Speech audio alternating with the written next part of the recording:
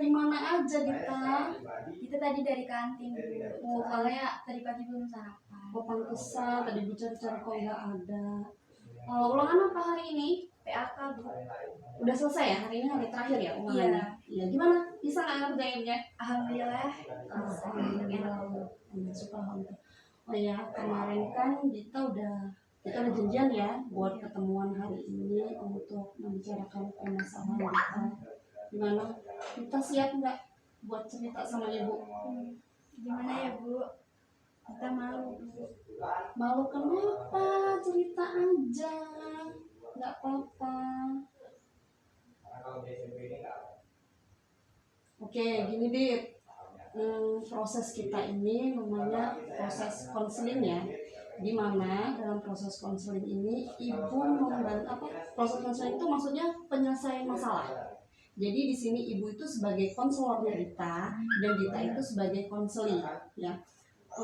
Ibu di sini membantu Dita untuk menyelesaikan masalah.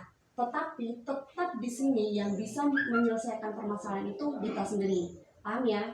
Oke. Di dalam proses konseling ini ada yang namanya proses keterbukaan. Jadi Dita itu menceritakan semua permasalahan Dita ke ibu tanpa harus ada yang ditutupi. Apa yang mau Dita sampaikan itu sampaikan aja, nggak perlu Dita tutupin. Terus yang kedua ada juga namanya proses asas kesukarelaan. Asas kesukarelaan itu maksudnya Dita itu secara sukarela menceritakan masalahnya Dita ke ibu tanpa adanya paksaan dari ibu. Terus Dita tadi kan bilang katanya malu ya mau cerita sama ibu. Di sini juga ada yang namanya asas kerahasiaan. Ketika Dita itu bercerita semua apa yang ceritakan ke ibu itu nggak akan ibu ceritakan ke orang lain. Cukup ibu dan Dita aja yang tahu. Dita percaya nggak dengan ibu? Oke, percaya. Kalau itu sebelum kita memulai biar nggak tegang kita minum dulu deh. Oke Dita, selama proses konseling ini mau berapa lama? Namanya ada kontrak waktu berapa lama kira-kira kita di dalam konseling ini? 30 menit. Cukup 30 menit. Oke, silakan kita mulai bercerita permasalahan kita sebenarnya apa. Jadi gini Bu, orang tua Dita terpisah pas Dita kelas 8 SMP kemarin.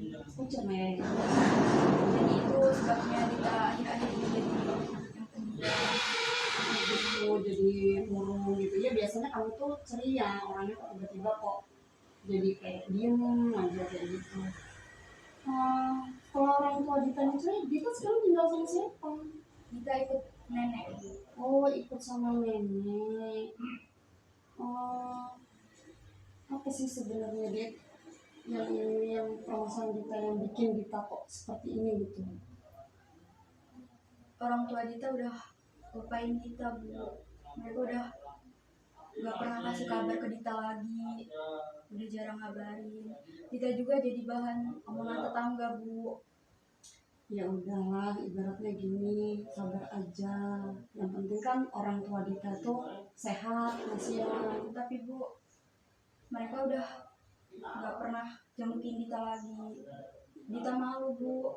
Dita malu sama teman-teman Dita yang orang tuanya masih utuh. Sabar ya Dit ya. Gini Dit, kalau Dita pernah nggak sih nanya ke orang tua, kenapa sih kok bisa cerai terus tuh? Pernah nggak Dita tuh bilang akibat perceraiannya bikin Dita tuh nggak semangat gitu? Pernah Bu. Terus kata ibu sama ayah, kamu tuh nggak usah ikut campur masalah orang tua. Cukup kamu belajar aja, gak perlu ikut campur masalah ibu sama ayah. Terus kalau sama nenek pernah nggak Dita cerita apa yang Dita rasain? Ya kalau sama nenek cuma bisa kasih nasihat sabar aja, kamu sekolah yang benar, gak usah peduliin apa kata tetangga. Oke, baik Dita di sini. Dita itu pengen ngomongnya sama orang tua gitu ya, apa yang dirasain sama Dita, tapi Dita nggak berani ngomong karena sudah lama nggak komunikasi juga ya sama orang tua. Oke, Dita nyaman nggak sih dengan keadaan Dita yang kayak gini, posisi Dita kayak gini? Dita mau nggak ibu bantu? Mau. Oke, ibu bisa menarik kesimpulan dari permasalahan Dita ini. Dita itu ditinggal sama orang tua yang sudah cerai, ngebuat Dita itu malu, yang minder ya karena omongan dari para tetangga sama orang-orang. Akhirnya Dita juga putus komunikasi. Ibu ada, kalau melihat dari permasalahan Dita ini, ibu bisa membantu Dita. Ada teknik yang bisa membantu Dita untuk menyelesaikan permasalahan. Dita mau? Tekniknya namanya teknik kursi kosong. Gitu. Dimana teknik kursi kosong ini Dita itu memerankan dua peran, gitu loh. Dita menjadi diri sendiri dan Dita seolah-olah sedang berbicara dengan orang tua Dita. Dita mau? Dita siap? Oke.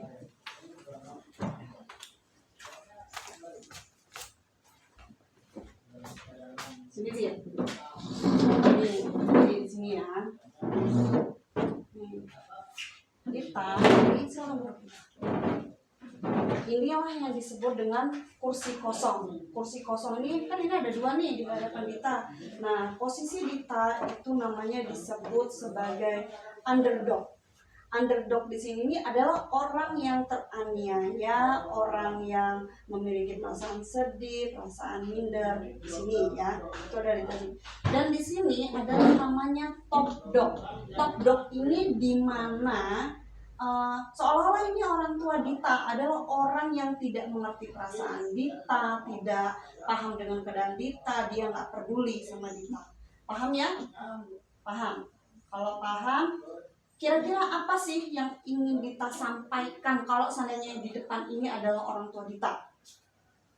Ya, Bu, kita kangen. Kita pengen disayang lagi sama ibu sama ayah. Kenapa ayah sama ibu bercerai?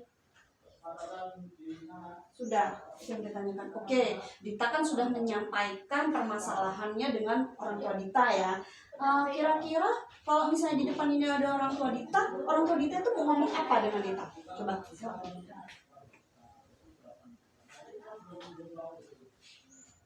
Kamu itu udah besar, gak usah manja. Gak usah ikut campur urusan orang tua.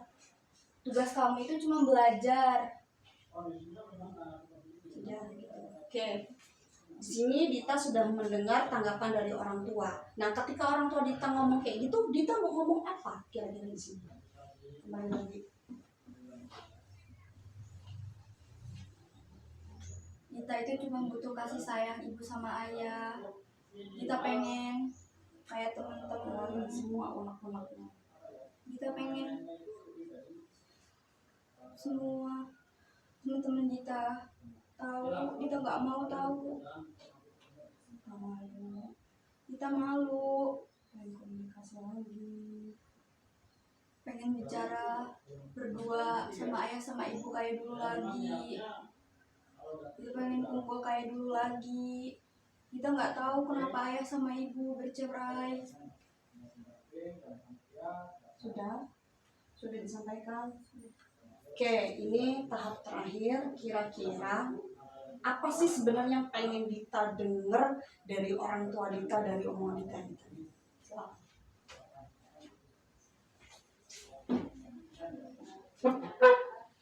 Maafin ibu sama ayah ya nak. Belum bisa jadi orang tua yang baik buat kamu. Mungkin suatu saat nanti kamu bisa ngertiin ayah sama ibu kenapa ayah sama ibu bisa berpisah. Sekarang tugas kamu belajar yang benar biar jadi orang yang sukses. Fokus sama masa depan. Gak usah peduliin kata tetangga. Sudah tenang. Oke, silakan kita kembali lagi ke sana ya Dita ya.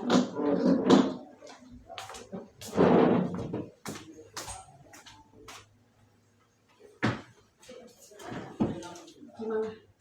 Sudah lega? Udah bilang? Oke. Udah nih. Setelah kita melakukan teknik kursi kosong ini, kira-kira apa yang mau Dita lakukan? Kita pengen nelfon orang tua kita, pengen waktu yang pas, dia bisa ketemu, pengen cerita, pengen berkumpul lagi. Oh gitu. Oke. Setelah ini ibu akan melihat perkembangannya ke depan seperti apa ya.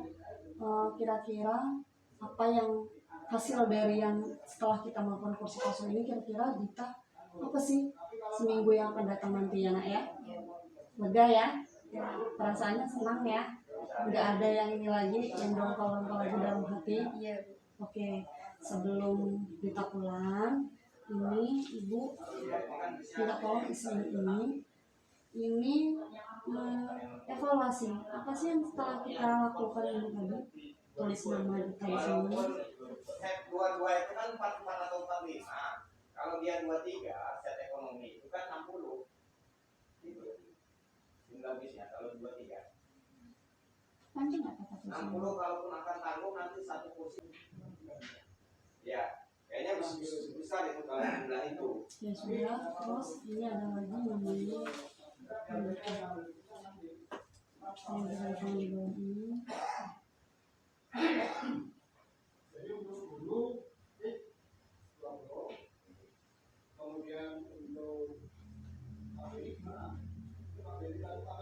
Kita pulang sama siapa ini nanti? Sendiri Bu. Sendiri. Mbak motor sendiri ya? Kalau yang jumlahnya dulu. Ya, hitung masalahnya. Gitu loh. Minus di situ kemarin yang saya baca itu.